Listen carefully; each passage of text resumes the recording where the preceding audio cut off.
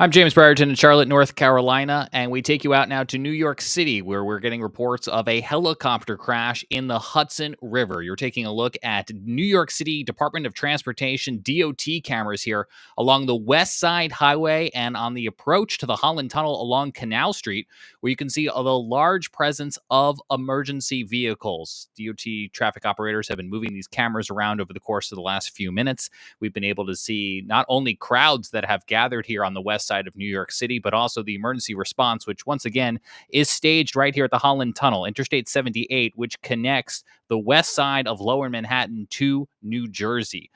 We don't have a lot of information just yet about the helicopter or how many people may have been on board. But for those of you who are not familiar, this is a pretty frequent helicopter highway, if you will. As you take a look back at Flight Radar 24 over the course of just the last hour, you can see the number of helicopters that frequent this Hudson River up and down North and South Conduit here for a very heavy helicopter corridor. And of course, since we had the deadly helicopter and commercial aviation crash in DC earlier this year, there's been a lot of discussion about helicopter pathways and helicopter flight paths here in New York City. This is also a very common and somewhat crowded corridor right here over the Hudson River. Which one of these helicopters may have been the one to crash here near the Holland Tunnel? We can't say for sure. And even if we did, I think it would be too early and immature to identify the aircraft, as emergency personnel are still working to assess the situation and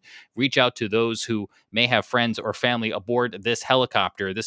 This corridor, if you will, is often used for tourism. It's used for transportation. People who actually use helicopters to get to business meetings or out to homes that may be outside the city. And of course, emergency personnel who also frequent this corridor. I was just monitoring some NBC News coverage out of New York, and they were actually mentioning that the winds are so strong, gusting up to 20 miles an hour in New York right now, that a lot of the news helicopters haven't actually been able to fly due to their own safety concerns and regulations. Whether or not those winds played a factor into this crash here on this Thursday afternoon would be too preliminary to say, but what we do know is that a helicopter has crashed here on the west side of Lower Manhattan. As we take a look again, once again, at the DOT cameras here along the West Side Highway and Canal Street. We'll leave these streaming for you as we work to learn additional information. We can monitor the emergency response that is along the roadway here, with emergency personnel using the ventilation shaft